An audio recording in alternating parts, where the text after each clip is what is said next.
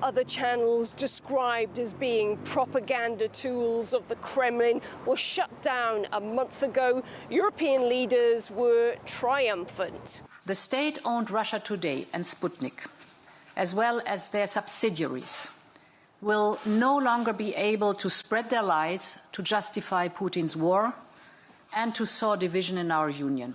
No more influence. The public would be able to get their media from trusted sources. But despite not having easy access to Russian media and the lies it apparently wants to tell you about the war in Ukraine, people in France still aren't too keen to follow the herd. No, they are making up their own minds about what's going on. A poll has found that more than half of those questioned believe at least one of Russia's reasonings as to why the war broke out. Despite the denials of the media, the authorities and all the work of verifying information, a large number of French people are permeable to Putin's speeches aimed at justifying the invasion of Ukraine.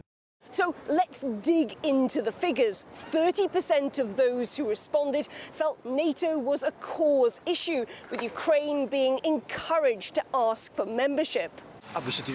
It's obvious, of course. Yes, all Western countries. They always wanted Ukraine, like Poland, even if it isn't part of the EU, to join NATO, to annoy the Russians.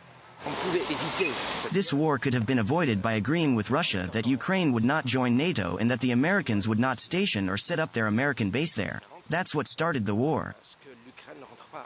28% of people believe the Russian intervention is supported by Russian-speaking Ukrainians who are trying to free themselves from persecution. No, I do not think so. I doubt it. They are brothers. I think there are facts that can be verified, different documents or archives that can be found. You must weigh the pros and cons, contrast them and arrive at a certain accuracy that's as relevant as possible.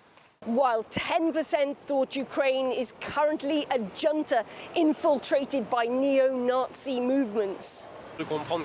It's no secret there are small neo-Nazi groups, but it's important not to generalize because there are small Nazi groups in other Eastern European countries, too. As someone who follows football, I've seen ultra movements in Eastern Europe, such as in Hungary or Poland.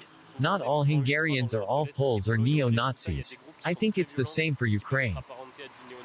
So just who are these people that, according to French outlets, believe in such alarming conspiracy theories? According to IFOP, which conducted the poll, it is supporters from the hard right of Eric Zemmour, as well as those from the polar opposite, the hard left, who back Jean-Luc Mélenchon. But the real punch comes from where people digest their so-called news. Those who are most sensitive to conspiracy theories are getting their information from the likes of Facebook and Twitter.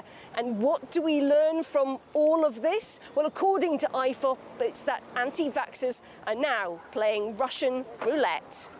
Some of those who believed in anti-vaccine theses have switched to supporting Putin's policy.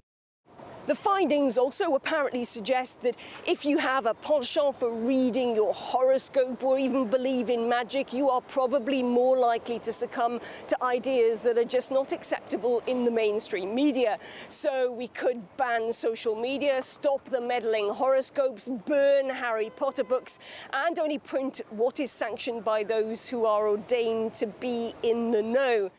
Only a real strategy of education in critical reasoning and better regulation of platforms can combat this phenomenon.